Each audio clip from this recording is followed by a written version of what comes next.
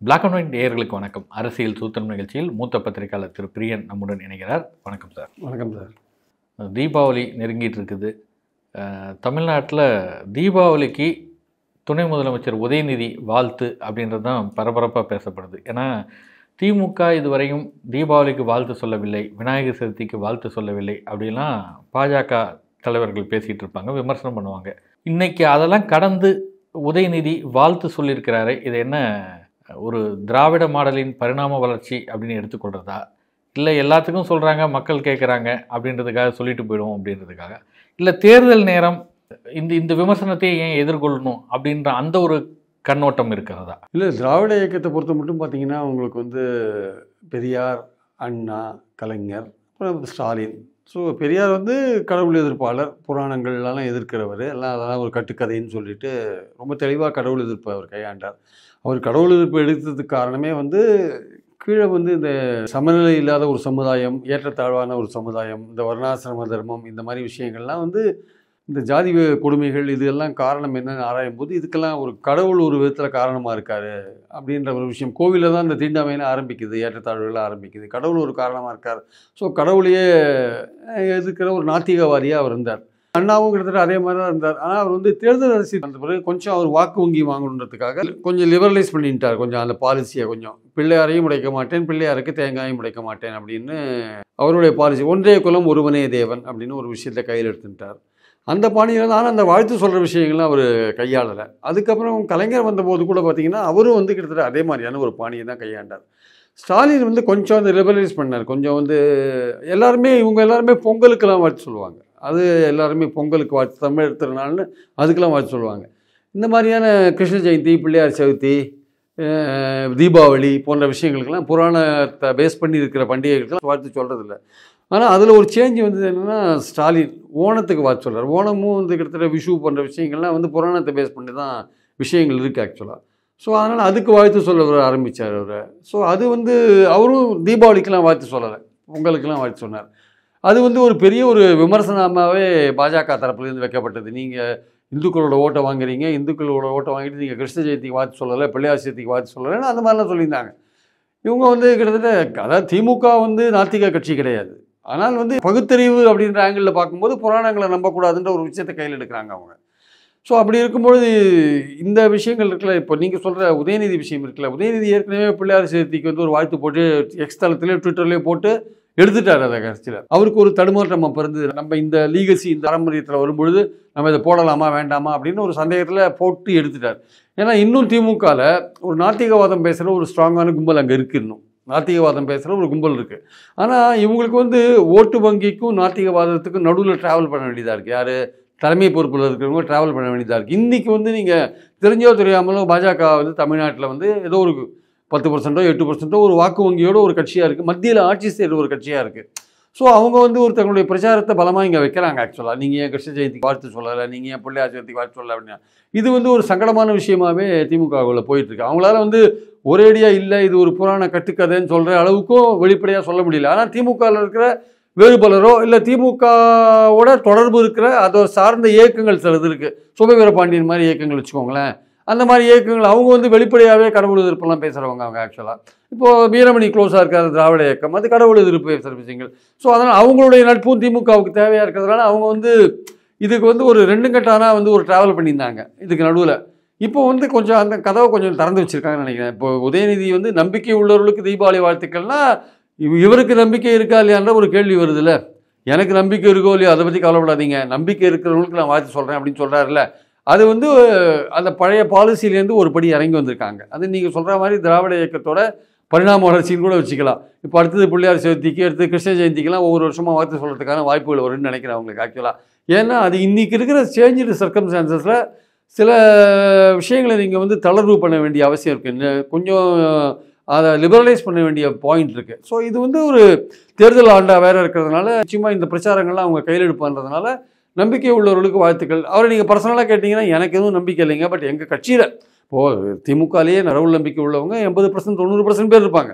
நான் சொல்கிறேன் இந்த நாத்திகவாதம் பேசுகிறவங்க மேலே டாப் லெவலில் கொஞ்சம் இருப்பாங்க, ஓரளவுக்கு கொஞ்சம் ஒரு 10% இருப்பாங்க வச்சுக்கோங்க. ஆனால் தலைமை பொறுப்பில் இருக்கிறவங்க வந்து அவங்களும் கிட்டத்தட்ட வந்து ஒரு பகுத்தறிவு நாத்திகவாதம் பேசுகிறவங்களாம் இருந்த கலைஞர் காலம் வரையும் தீவிரமாக இருந்தது. கொஞ்சம் ஸ்டாலின் காலத்தில் லிபரலைஸ் ஆகி இப்போ உதயநிதி காலத்தில் வந்து அது இன்னும் கொஞ்சம் லிபரலைஸ் ஆகிடும் போல் இருக்குது. நல்லாவே லிபரலைஸ் ஆகும்னு நினைக்கிறேன். ஸோ அடுத்த வருஷம்லாம் வந்து கிருஷ்ண ஜெயந்தி பிள்ளையார் சதுர்த்திக்கெல்லாம் வாழ்த்துக்கள் எதிர்பார்க்கலாம். இது வந்து திமுகவில் இருக்கிற இன்னும் அந்த நாத்திகவாதத்தை உறுதியாக கடைபிடிக்கிற பலருக்கு வந்து கொஞ்சம் இரிட்டேட் பண்ணுற ஒரு விஷயமா கூட இருக்கலாம். ஆனால் வாக்கு வங்கி அரசியலுக்குன்னு வந்த பிறகு அண்ணாவே ஒன்றே குலம் ஒருவனே தேவன்னு பெரியாரை விட்டு வந்தோடனே ஒரு கடவுள் ஒருத்தர் இருக்காருன்னு ஒத்துட்ட பிறகு நான் பிள்ளையாரையும் உடைக்க மாட்டேன், பிள்ளையாருக்கு தேங்காயும் உடைக்க மாட்டேன்னு ஒரு சென்ட்ரல் ஸ்டேஜில் ஒரு கொள்கையை வைக்கும் பொழுது அந்த பரிணாம வளர்ச்சி வந்து இப்படி வந்திருக்கிறது ஒன்றும் ஆச்சரியப்பட விஷயம் இல்லை. அதுக்கு காரணம் வந்து பாஜகவோட வளர்ச்சி. ஆக்சுவலாக அவங்க பேசுகிற இந்துத்துவ வளர்ச்சி அது வந்து திமுகவில் இருக்கிற கடவுள் நம்பிக்கை உள்ளவங்க 80% பேரில் அவங்க வந்து அதை வரவேற்க தான் செய்வாங்க. சரி, நான் இதில் என்ன இருக்குது, ஏன்னா இன்றைக்கி பழனிக்கு காவடி எடுக்கிறது பார்த்தீங்கன்னா பாதி பேர் திமுக காரணம் இருப்பான். சபரிமலைக்கு போகிறது சேகர் பாபு போட்டு கூட பார்த்தீங்கன்னா எல்லாமே வந்து திமுக அதிமுகலேருந்து எல்லாமே அவங்க தான் திராவிட இயக்கத்தை சேர்ந்தவங்க வந்து எல்லாமே கடவுள் நம்பிக்கையோடு தான் இருக்காங்க.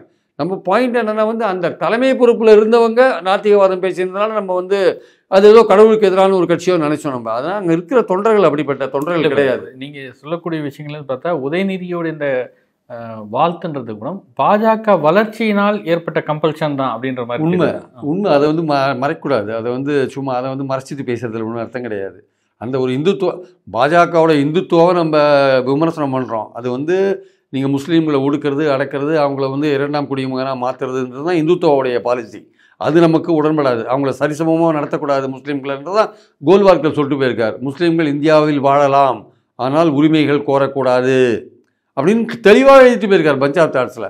அதுதான் இவங்க வக்ஃப் போர்டு பில்லாம் எதுக்கு கொண்டுறாங்க. வக்ஃப் போர்டு வந்து முஸ்லீம்களுடைய சொத்து விஷயத்தில் எதுக்கு 2-3 நான் முஸ்லீம்ஸை உள்ளே போடுறீங்க?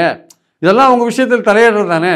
அப்புறம் எதுக்கு நீங்கள் முத்தலாக்கு அந்த விஷயத்துலேயும் தலையிட்டீங்க நீங்கள்? எல்லாமே வந்து முஸ்லீம்களை வந்து அப்புறம் யூனிஃபார்ம் சிவில் கோட் கொண்டதா சொல்கிறீங்க. இதெல்லாமே என்னென்னா அவங்களுக்குன்னு இருக்கிற ஒரு தனி உரிமையை வந்து ஒழிச்சு கட்டிட்டு மத ரீதியாக அவங்களுக்கு கொடுத்துருக்கிற உரிமைகளை ஒழிச்சு கட்டிட்டு அவங்கள வந்து நீங்கள் எல்லாரோடையும் சேர்த்து இந்துக்களுக்கு என்ன நீங்கள் அப்ளை பண்ணுறீங்களோ அதையும் அவங்களுக்கு அப்ளை பண்ண பார்க்குறீங்க நீங்கள் ஆக்சுவலாக. அப்போ ஒரு இந்துத்துவ பாலிசியை நீங்கள் வந்து திணிக்க பார்க்குறீங்க சிறுபான்மையோர் மேலே. அது கிறிஸ்டியனாக இருந்தாலும் சரி, முஸ்லீமாக இருந்தாலும் சரி. அந்த இந்துத்துவ பாலிசியை வந்து ஏற்கனவே கோல்வார்கர் சொல்லிட்டு போயிருக்கார். அதை வந்து நம்ம கண்டிக்கிறோம். நம்ம வந்து அதை வந்து தெளிவாக கண்டிக்கிறோம். அந்த மாதிரியான இந்துத்துவ பாலிசி இந்தியா மாதிரியான பல்வேறு மொழி இனம் உள்ள நாட்டுக்கு வந்து இது சரியான ஒரு கொள்கை கிடையாது.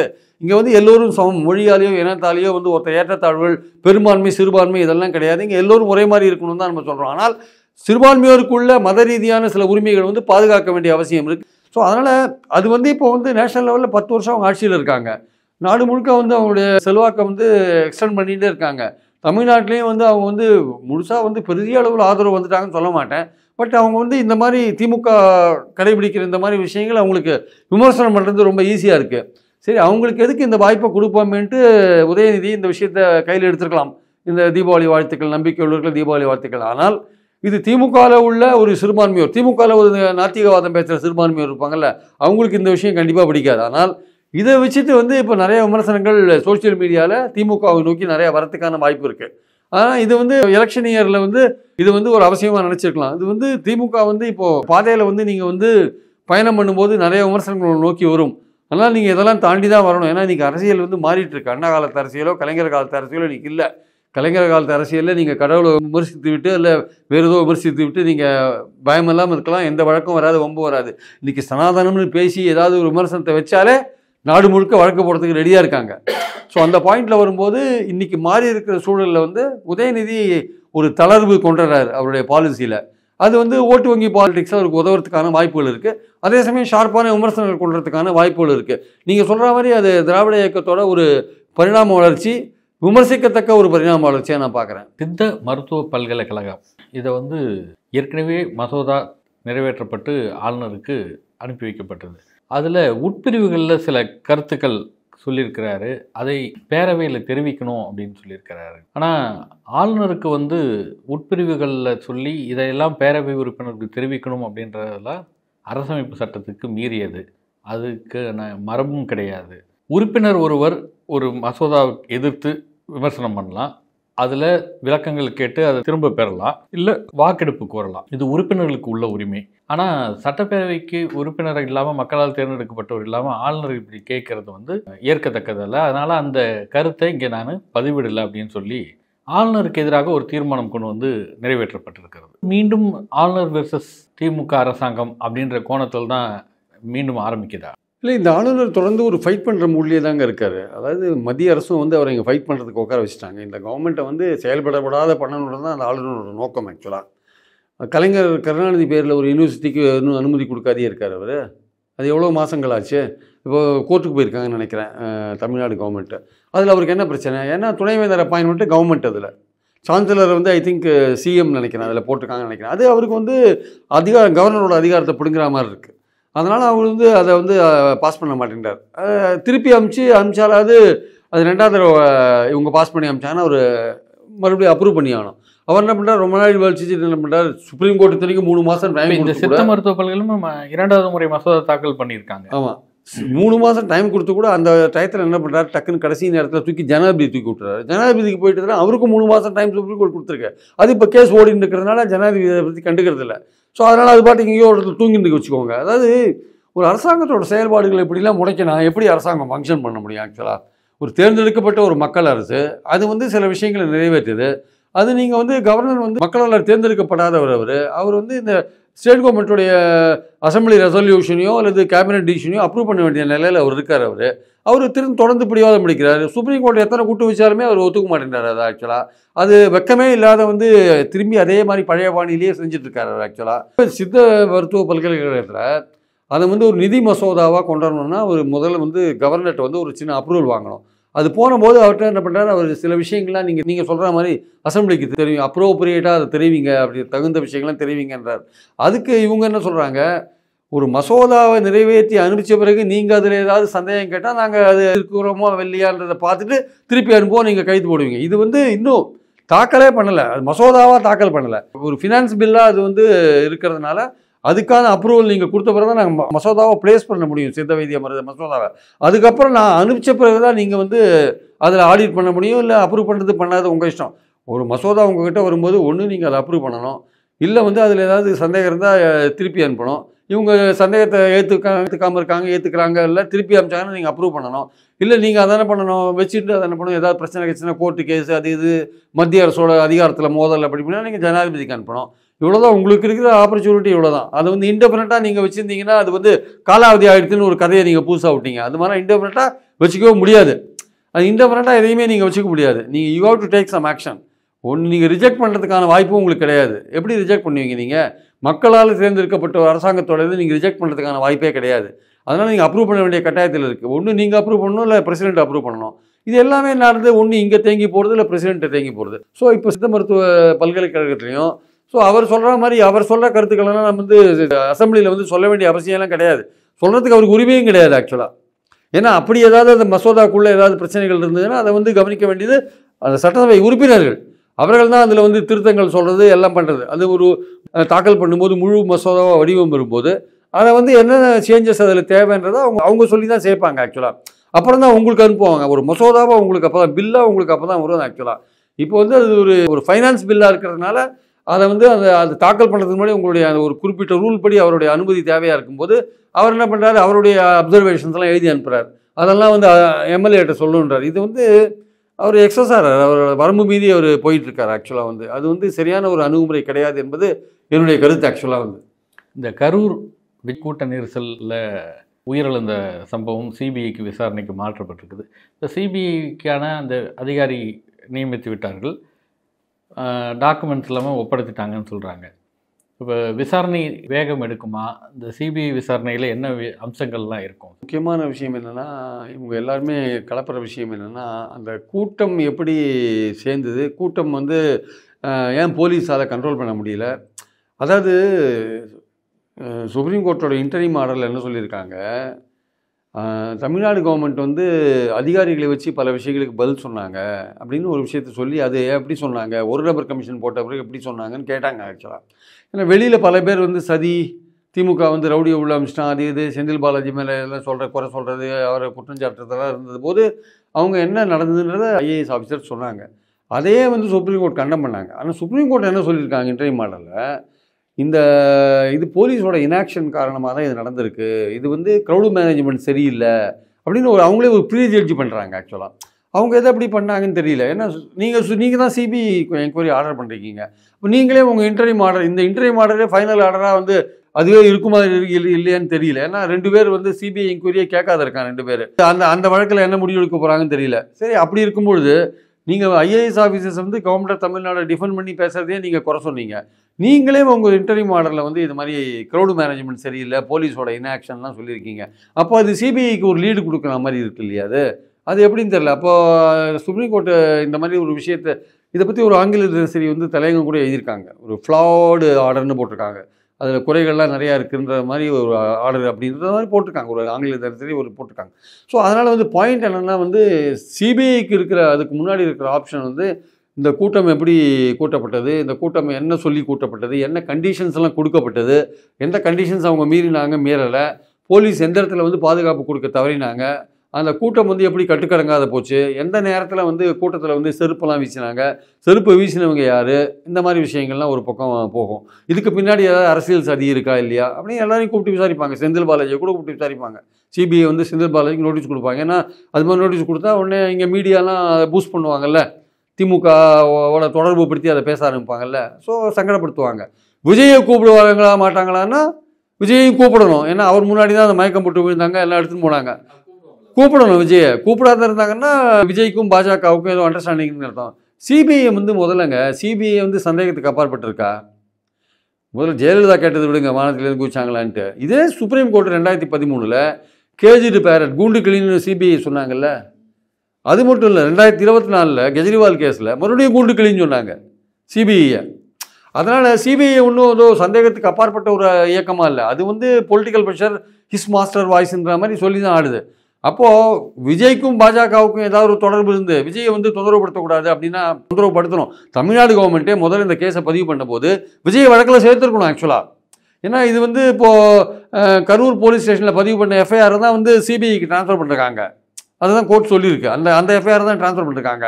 அந்த எஃப்ஐஆரில் விஜய் பேர் இருந்ததுன்னா கண்டிப்பாக வந்து சிபிஐ விஜய் கூப்பிட வேண்டிய கட்டாயத்துக்கு வந்திருக்கும். அதில் புஷி ஆனந்த் இருக்கார், நிர்மல்குமார் இருக்காரு, மதியழகன் இருக்காருன்னு அவங்க எல்லாம் இருக்காங்க. விஜய் ஏன் விட்டீங்க? இல்லைப்பா, எஃப்ஐஆர்லேயே விஜய் பேரே இல்லாத போது சிபிஐ எப்படி விஜய்? இப்போ விஜய் சிபிஐ அதான் சொல்கிறேன் நான். இது இந்த கவர்மெண்ட் ஆஃப் தமிழ்நாடு பண்ண தப்பு. அன்னைக்கு விஜய் பேரை சேர்த்துருக்கணும்ல எஃப்ஐஆர்ல. நீங்க சொல்ற மாதிரி ஒருவேளை செந்தில் பாலாஜியை அழைக்கணும் அப்படின்னு சிபிஐ நினைத்தால் விஜயையும் அழைத்தாதான் ஒரு விசாரணை வழக்கு பதிவு பண்றதுன்றது வேற. விசாரணைக்கு அழைக்கலாம்ல. இப்போ ஓபிஎஸ் வந்து ஆறுமுகசாமி கமிஷனில் கூப்பிட்டாங்க, 10 தடவை கூப்பிட்டாங்க, 8வது தடவையோ 10வது தடவையோ போனார் வச்சுக்கோங்க. ஏதோ ஒரு கட்டத்தில் நீங்கள் போய் ஆகணும். அப்போ அதே மாதிரி விஜய் மேலே வழக்கு பதிவு பண்ணியிருந்தா கண்டிப்பாக அவரை கூப்பிட வேண்டிய கட்டாயம் சிபிஐக்கு வந்திருக்கும். இப்போ வந்து நீங்கள் செந்தில் பாலாஜி அதில் சம்மந்தப்படாதனால செந்தில் பாலாஜியை கூப்பிடுவாங்க. ஏன்னா நிறைய பேர் அவரை பற்றி சொல்லுவாங்களே, இப்போ தாவேக ஆளுங்களை கூப்பிடுவாங்க, இல்லை இதில் எங்களுக்கு சந்தேகம் இருக்குது அப்படின்னுவாங்க. அப்போ இன்னும் பல விஷயங்கள் வரும். அதாவது வந்து அது ஜனநாயகன் ஷூட்டிங்காக தான் அந்த கூட்டத்தை கூட்டினாரா விஜய்ன்ற ஒரு விஷயமும் இருக்குது. ஜனநாயகன் படத்துக்காக தான் கூட்டினாங்க. அந்த கூட்டம் வெளியில் போகக்கூடாதுன்றதுக்காக அதை வந்து கட்டுப்படுத்தி வச்சுருந்தாங்களா? அது ஜனநாயகன் ஷூட்டிங்காக ஒரு விர்ச்சுவலாக ஒரு க்ரௌட் சீன் தேவைப்பட்டதா? 64 ட்ரோனில் எடுத்தாங்களா? லேட்டஸ்ட் கேமராவில் எடுத்தாங்களா? பல விஷயங்கள் பேசுகிறாங்க. எல்லாமே சோஷியல் மீடியா தான். இப்போ செந்தில் பாலாஜி பற்றி வர விஷயங்கள் எல்லாமே சோஷியல் மீடியாவில் வரதான். அவர் வந்து திமுக லேபிள் ஓட்டின வாட்டர் பாட்டில் கொடுத்தாருன்ற ஒரு விஷயத்தை பெருசாக சொல்கிறாங்க. அது கரூர் மாநாட்டுக்காக டிஸ்ட்ரிபியூட் பண்ண பாட்டில் மீதி இருக்கிற பாட்டில் அர்ஜென்ட்டாக கொண்டு வாங்கப்பா, தண்ணி எல்லாரும் கொடுக்கலான்னு எடுத்துன்னு வரும்போது அந்த ஒட்டி இருக்குது. ஆக்சுவலாக அது இன்சிடென்டெல்லாம் நடந்த ஒரு விஷயம். அதை வந்து உடனே திமுக லேபிள் எப்படி ஓட்டி ரெடியாக வச்சுருந்தாங்க அப்படின்னு கேட்குறாங்க. எப்படி செந்தில் பாலாஜி வந்தார் அப்படின்னு கேட்குறாங்க. எம்ஆர் விஜயபாஸ்கர் எப்படி வந்தாருன்னா அதுக்கு பதில் கிடையாது. அவரும் தானே வந்திருக்காரு. அவங்க ஊரில் ஒரு பெரிய ஒரு சோகம் நடந்து போச்சு, நம்மளால் முடிஞ்ச அளவுக்கு ஹெல்ப் பண்ணணுன்ட்டு திமுக அதிமுக வராங்க. தாவேக்கா மாதிரி எல்லாம் ஓடியா போட்டாருங்க எல்லாரும். எவனுமே அங்கே இல்லை தாவேக்காரங்க, எல்லாம் ஓடி போயிட்டாங்க. 2 நாள் எங்கேயுமே யார் எங்கே இருக்காங்கன்னே தெரியல. விஜயை ஓடி வந்துட்டார். பாயிண்ட் என்னென்னா, அதனால் சிபிஐ வந்து விஜயை கூப்பிடணும், செந்தில் பாலாஜியை கூப்பிடுவாங்க, அரசியலுக்காக கூப்பிடுவாங்க, கூப்பிட்டு விசாரிப்பாங்க. அதை வந்து நிச்சயமாக வந்து சிபிஐ பண்ணுவாங்கன்றது என்னுடைய கருத்து. அடுத்தது வந்து எப்படி இது பரிசோதனை, இந்த அட்டாப்சிலாம் பண்ண பிரேத பரிசோதனை, உடற்கூறு எப்படி பண்ணாங்கன்னு கேட்பாங்க. எப்படி பண்ண முடிஞ்சது? 41 பேர் உங்களை அது வந்து முதல் நாள் ராத்திரியிலேருந்து மறுநாள் மதியானம் வரையும் பண்ணியிருக்காங்க. அது 3 மணி நேரத்தில் பண்ணதெல்லாம் இல்லை. 2 டேபிளை வச்சுட்டு எப்படி பண்ணாங்க, இதில் மாட்டிக்குவாங்க அப்படின்லாம் அண்ணாமலை பேசியிருக்காங்க. இல்லை அதுக்கு தான் 8 டேபிள்லாம் போட்டு கலெக்டரோட பர்மிஷன்லாம் கேட்டு அது வீடியோகிராஃபிலாம் பண்ணியிருக்காங்க எல்லாத்தையுமே. அது வந்து collector can give permission, necessity depending upon the necessity. இது ஒரு சட்டம் ஒழுங்கு பிரச்சனை அப்படின்ற போது ஆர்ப்பாட்டம் பண்ணுறாங்க, பாடியை கொடுன்ட்டு உடனே டக்குன்னு பண்ணுறாங்க. அங்கே வந்து இந்த டாக்டர்ஸு சுற்றி இருக்கிற டாக்டர்ஸு ஏதோ டாக்டர் கான்ஃபரன்ஸ் வந்தவங்களாம் கூப்பிட்டு வச்சு பண்ணுறாங்க வச்சுக்கோங்க. ஏதோ கவர்மெண்ட் வந்து முயற்சி பண்ணி ட்ரை பண்ணி ஒரு ஒரு உடற்கூறு பண்ணி எல்லாருக்கும் பாடியை சீக்கிரம் ஹேண்ட் ஓவர் பண்ணணும்னு பார்த்துருக்காங்க, பண்ணியிருக்காங்க. இதெல்லாம் கேள்வி எழுப்புறாங்கல்ல, இதெல்லாம் சந்தேகப்படுறாங்க இல்லையா? தாவேக்காவும் சந்தேகப்படுது. ஆதவர்ஜன் என்ன சொல்கிறாரு, சதி இருக்குன்றாரு. இல்லை இப்போ விஜய் லேட்டாக வந்தாங்கன்னு கவர்மெண்ட் சொல்லுது. ஆக்சுவலாக அதுதான் காரணம் சொல்லுது. லேட்டாக வந்ததான் காரணம். எங்களுக்கு 3லேருந்து 10 வரையும் டைம் கொடுத்துருக்காங்க அப்படின்னாங்க. இல்லை இல்லை, இவங்க சோஷியல் மீடியாவில் வந்து விஜய் 12 மணிக்கு வருவார்னு தாவேக்காரங்க போட்டாங்க, அதனால தான் கூட்டம் சேர்ந்து போச்சுன்னு கவர்மெண்ட் தரப்பில் சொல்கிறாங்க. அப்போ கூட்டம் எப்படி சேர்ந்தது, அது கூட்டம் எப்படி அவ்வளோ நேரம் நின்றுது, அந்த கூட்டத்தில் இருக்கிறவங்களுக்கு தண்ணி கொடுத்தாங்களா, இது கொடுத்தாங்களா, இதெல்லாம் பல பிரச்சனை இருக்குது. அவங்கள வெளியில் போய் விடலையா, அங்கேயே அமுக்கி வச்சுருந்தாங்களா, யாரும் போகக்கூடாதுன்னு சொல்லிட்டாங்களா, அப்புறம் உடற்கூறு பரிசோதனை பற்றி பிரச்சனை இருக்குது. ஸோ ரவுடிகள் வந்தாங்களா, நம்பர் இல்லாத ஆம்புலன்ஸ் வந்ததா, தாவேக்கா கொடி கட்டின ஆம்புலன்ஸ் எப்படி வந்தது, இது எல்லாமே வந்து விசாரணையில் வரும். அவங்க வந்து யார் யாரை கூப்பிட்டு விசாரிப்பாங்கன்னு சொல்ல முடியாது. அவங்க வந்து அதுக்கு மேலே உச்சநீதிமன்ற அந்த ரஸ்தோகி தலைமையில் ஒரு குழு வச்சுருக்காங்க. இவங்க அவங்ககிட்ட போய் ரிப்போர்ட் பண்ணணும். இவங்க அவங்ககிட்ட ரிப்போர்ட் பண்ணணும். அவங்க இவங்களுக்கு என்ன டைரக்ஷன் கொடுக்குறாங்க அவங்க சொல்ல முடியாது. அந்த ரஸ்தோகி இந்த நீதியரசர் மேலேயே பலவிதமான விமர்சனங்களை இப்போ வைக்கிறாங்க நிறைய பேர். ஸோ இதெல்லாம் போயிட்டு இருக்கும்போது பார்க்கும்போது சிபிஐ வந்து ஒரு நியாயமான விசாரணை நடத்துமா, அதுவும் குறிப்பிட்ட டயத்துக்குள்ளே எலெக்ஷன் வருது, இது எலெக்ஷன் இயர், இது எலெக்ஷன் இயரில் வந்து இந்த திமுக கவர்மெண்ட் தான் காரணம், இல்லை திமுக வந்து இதுக்கு பின்னாடி ஒரு சதி செயல் இருக்குது, அதில் வந்து திமுக இன்வால்வ் ஆகிருக்காங்கன்னு அது மாதிரி ஏதாவது ஒரு விஷயத்தை சிபிஐ சொன்னாங்க வச்சுக்கோங்களேன், அது எலெக்ஷனில் திமுகவுக்கு ஒரு பின்னடைவை கொண்டுறதுக்கான வாய்ப்புகள் இருக்குது. ஸோ இதெல்லாம் வந்து எப்படி சிபிஐ ப்ரொசீட் பண்ண போகிறாங்க, நியாயமாக நடுநிலையாக ப்ரொசீட் பண்ண போகிறாங்களா, என்ன யார் யாரை விசாரிக்க போகிறாங்க, விஜய் கண்டிப்பாக விசாரிச்சே தீரணும், விஜய் விசாரிக்கிறாங்களா இல்லையான்றதெல்லாம் பொறுத்து இருந்தால் பார்க்கணும். ஆனால் இது வந்து அவங்க இந்த ஆங்கிளில் பார்ப்பாங்க, தாவேக்கா சொன்ன ஆங்கிளில் கண்டிப்பாக பார்ப்பாங்க. ரவுடிகள்லாம் உள்ளே வந்துட்டாங்க, அது இதுன்னு நிறைய விஷயங்கள், யார் செருப்பை வீசினது யார், இதெல்லாம் அவங்க வந்து விசாரிப்பாங்க. கண்டிப்பாக வந்து சிபிஐ வந்து குறிப்பிட்ட காலத்துக்குள்ளே விசாரிக்கிறது ரொம்ப கஷ்டமான காரியம். ஆனால் எலெக்ஷனுக்கு முன்னாடி ஒரு பரபரப்பை உண்டாக்குறதுக்காக ஏதாவது ஒரு சார்ஜ் ஷீட்டை ஃபைல் பண்ணாங்கன்னா அதுலேயும் ஆச்சரியப்பட முடியாதுன்னு என்னோட கருத்து. ஆக்சுவலாக நன்றிங்க சார். தேங்க்யூ.